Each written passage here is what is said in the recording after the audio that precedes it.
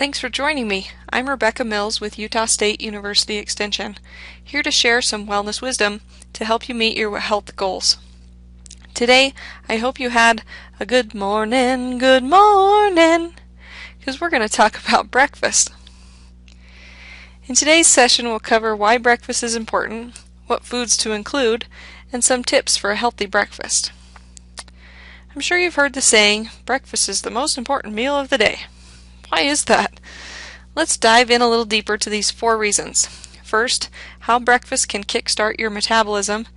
Next, what breakfast has to do with weight loss and weight management. Then, how breakfast can actually improve your overall daily nutrition. And lastly, how breakfast increases our ability to learn. Okay, so metabolism. What is that anyway? Some of the words we hear associated with the word metabolism are that it can be slow or fast, or that it's possible to change the speed of our metabolism and kick it up a notch. Our metabolism is the collection of chemical reactions that happen in our body to turn the calories we eat into the energy that our body needs. If our bodies stopped metabolizing, we would die. Plain and simple. So, yay for metabolism! The process is rather complicated, and if certain hormones, like from our thyroid and pancreas, aren't functioning properly, it can throw off the delicate balance of whether our body is storing energy or burning it. Storing it would equal weight gain, burning it would equal weight maintenance or loss. I tell you, the human body is an amazing thing. It is incredible that we are all as normal as we are. So, back to how breakfast and metabolism work together. Breakfast literally means the meal where we break our fast. Whether you work days or even the night shift, the first meal you eat after a prolonged rest would be referred to as breakfast. While we sleep, our bodies are in recoup mode. When we get up and start moving around, we need energy to fuel us. So it's particularly important to eat soon after we wake up. If our bodies aren't fueled before we ask them to work, they instinctually start storing whatever energy we give them, and they store it as fat. Seems counterintuitive, but nonetheless true. Elisabetta Politi, a nutrition manager at the Duke University Medical School, said, quote, "Eating early in the day keeps us from starvation eating later on." She continued on to say that when we don't eat breakfast, you're actually fasting for 15 to 20 hours, so you're not producing the enzymes needed to metabolize fat in order to lose weight. Close quote. And according to other research, breakfast skippers tend to eat more food than usual at the next meal, or nibble on high-calorie snacks to stave off hunger. Several studies suggest that people tend to accumulate more body fat when they eat fewer, larger meals than when they eat the same number of calories in smaller, more frequent meals. So it all starts with breakfast. We know that if we're consuming more calories than we're using, we'll gain weight. And if we're mindlessly nibbling all day long because our body is telling us we're starving, then the chances of overeating are likely. The opposite is also true. According to recent studies, eating a good breakfast actually helps you eat fewer calories over the course of the day. Of course, you need to be eating the right breakfast foods, and we'll talk more about that in a minute. And last but certainly not least, what parent wouldn't want their child to have every advantage when it comes to learning? Or even for yourself, are there days when you just feel like your head is in a fog and your ability to focus has been misplaced somewhere between your pillow and your desk chair? There has been an incredible amount of research done on the influence of breakfast on children and their ability to learn and focus in the classroom. Think about it. If you're hungry, what does your mind wander to? Thinking about food, of course. It also has been found that eating breakfast improves short-term memory and attention and helps youth perform better on reading, arithmetic, and problem-solving tests. Eating breakfast also impacts classroom behaviors, and research shows that kids who skip breakfast are tardy and absent from school more often than children who eat breakfast on a regular basis. And skipping breakfast is strongly linked to the development of obesity. Overweight and obese children, adolescents, and adults are less likely to eat breakfast when compared to their quote-unquote thinner counterparts, as one study states. It may not be surprising to learn that the American Dietetic Association estimates that more than half of male adolescents regularly skip breakfast, and more than 2/3 of adolescent girls report routinely missing the meal. Close quote. You might think you're saving calories by not eating, but it's just not the case. Our lives are busy, I get that, but at what cost? In reality, some of those costs are obesity and decreased productivity. That's not positive at all. So let's turn it around. Now that we're convinced, right, that breakfast is the way to go, let's talk about getting the most out of it nutritionally. Here are a few concerns or comments I've heard when it comes to breakfast. Do I have to have all the food groups? Hot versus cold, does it matter? How much is enough? And how can I make breakfast quick? Because I am on the go. Going back a bit to the reasons why kids should eat breakfast, psychologists at Tufts University conducted experiments to determine how a variety of breakfast foods affected children's performance at school. What they found was that the kids who had no breakfast performed the worst, obviously, and then the next were the kids who had a low-fiber, high-sugar cereal with milk, and best of all were those kids who had whole grains with milk. These researchers pointed to the importance of, quote, the mixture of protein, fiber, and complex carbohydrates in the morning, close quote.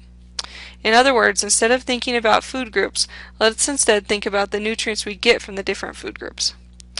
Alright, so let's talk about that quote for a moment. Protein, fiber, and complex carbs. I'm going to go over it in reverse order. So first, a review about carbohydrates. There are two types, simple and complex. Simple carbs, like sugar, burn off really quick and often give us a burst of energy followed by a crash in our energy levels. Those high and low peaks are hard on our metabolism and on our productivity. A complex carbohydrate is more difficult to break down, and therefore the benefits are sustained over a longer period of time. Example of complex carbs are things like whole grains. In breakfast terms, think oatmeal and other hot cereals and various cold cereals. Noting whether a food has whole grains is one of the things that is highlighted on the front of a lot of food packaging now.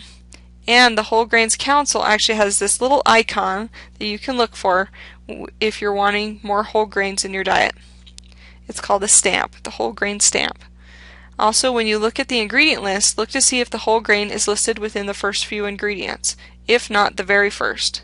That tells you that it's a primary ingredient in the food you're about to eat, not one of the afterthought ingredients near the end of the list. Current dietary guidelines recommend making at least half of the grains you consume be whole grains and aim for 48 grams or more daily. Look for the stamp and it will tell you exactly how much you're getting. Next is fiber. One great thing is that if you're eating whole grains, you're also getting fiber. Foods high in fiber will help you stay full longer and often have fewer calories than foods with low fiber. Aim for 5 grams of fiber at breakfast so that it can sustain you through lunch. Another great place to get fiber is by eating fruit with your breakfast. Think about the difference between drinking a glass of apple juice or the alternative of chopping up an apple to have in your oatmeal. The juice is lacking all the great fiber you'd get if you just eat the apple. Lastly, I want to spend some time talking about protein, its value in our diet, and why including a protein source in your breakfast is important. Protein provides similar benefits to the fiber and whole grains. It helps us feel full and control our appetites. But what is a protein, and are all proteins created equal? And how much should we have?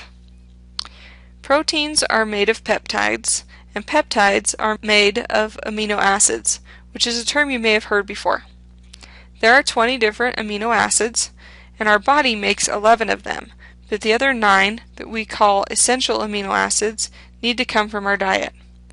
There are a myriad of different foods that provide these amino acids in our diet, including nuts, dairy products, eggs, vegetables, fruits, and grains.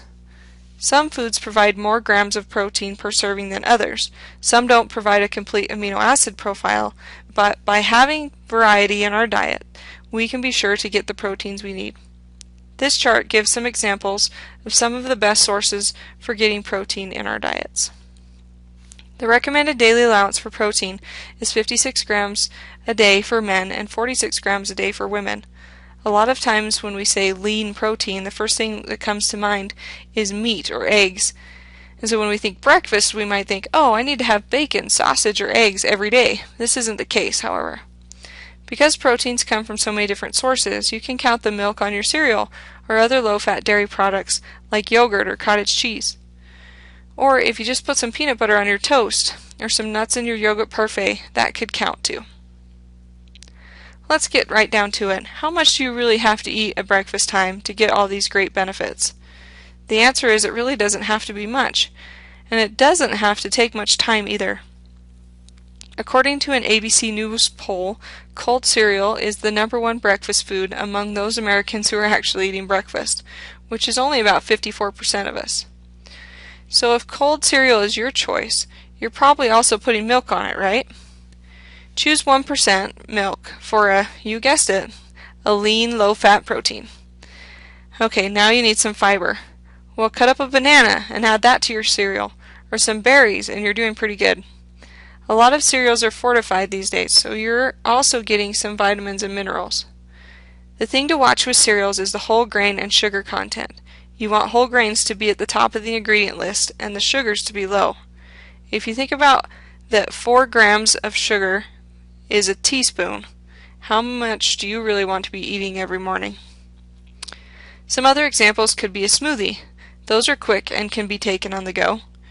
Yogurt or milk will give you protein, berries and other fruits will give you fiber, and you can even add some leafy greens like spinach for an extra nutrient punch.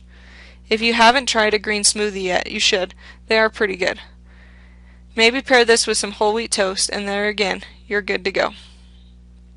Another option would be to make some things ahead of time, put them in the freezer and heat them up later. Sure, you can buy pre-frozen waffles or breakfast sandwiches, but they are loaded with sodium and preservatives to help them be shelf-stable for long periods of time. Why not just make your own? You can freeze pancakes, waffles, muffins, or French toast and then heat them in the microwave or toaster. A little bit of planning can go a long way when it comes to being short on time in the mornings. Lastly, there are prepackaged foods like granola bars, breakfast shakes, and various breakfast-in-a-package options. The caution I would add is to be sure you're reading the label to check for calorie, fat, sodium, and sugar content. Are there a lot of ingredients on the list that you can't pronounce? What's really in that grab-and-go bar? Use your nutrition smarts to make a good choice where you can.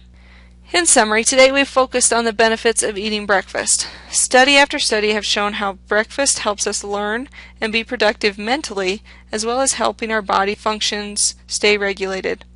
And most importantly, when we make healthy breakfast choices and include fiber, protein, and complex carbohydrates like whole grains, eating breakfast can help us lose weight or maintain a healthy weight. Thanks for joining me today as we learned about the importance of starting out every morning with a healthy breakfast. I hope you've been inspired as you strive to make healthy choices and reach your goals. This is Rebecca Mills with Utah State University Extension, sharing a little wellness wisdom. Now go out and make it a healthy day.